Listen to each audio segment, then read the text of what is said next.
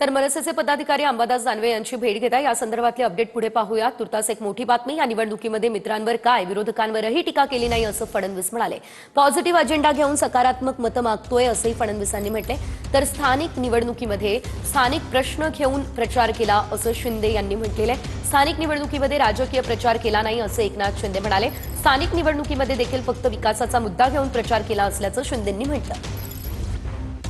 नाही, आम्ही एकमेकावर, मी तरी पूर्ण निवडणूक झाली, मित्रांवर टीका तर सोडा, विरोधकांवर टीका केलेली नाही। मला एकही स्टेटमेंट, आता आज शेवटचा प्रचाराचा दिवस आहे, एका नेत्याच्या विरोधात बोललो, एका पक्षाच्या विरोधात बोललो, मी कोणाच्याच विरोधात बोललो नाही। शेवटी एक आपण पॉझिटिव्ह अजेंडा घेऊन या ठिकाणून चाललो आहोत आणि एक सकारात्मक मत आपण मागतो आहोत, त्यामुळे मी कोणाच्या विरोधात बोलत नाही, बोलण्याचं कारण आहे। आरोप प्रत्यारोप मी केले, मुख्यमंत्र्यांनी केले, बिलकुल केले नाही।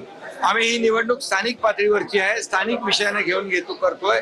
स्थानिक विषयांचा विषय जो त्या ठिकाणी आहे, स्थानिक समस्या आहे, स्थानिक प्रश्न आहे, ही स्थानिक प्रश्नावरची निवडणूक आहे, ही कार्यकर्त्यांची निवडणूक आहे। त्यामुळे इथं राजकीय भाषण करणं काही त्याची आवश्यकता नाही। त्यामुळे तुम्हाला मी सांगतो, लोकसभा, विधानसभा आणि स्थानिक ही कार्यकर्त्यांची निवडणूक आहे। कार्यकर्त्यांची निवडणूक त्यांनाही अपेक्षा असते आपल्या नेत्यांनी यावं, त्यामुळे आम्ही प्रचार करतोय, डेव्हलपमेंटवर प्रचार करतो। निवडणूक आयोगाने कायद्याचा चुकीचा अर्थ लावलेला आहे। या निवडणुका रद्द करणं हे अत्यंत चुकीचं आहे। अशा पद्धतीने तर प्रत्येक वेळी कोणीही कोर्टात जाईल आणि मग निवडणूक पोस्टपोन होईल, असं कधीच आजपर्यंत झालेलं नाही। कुठला कायदा निवडणूक आयोग काढताय, कुठला कोणाचा सल्ला निवडणूक आयोग घेताय याची मला कल्पना नाही।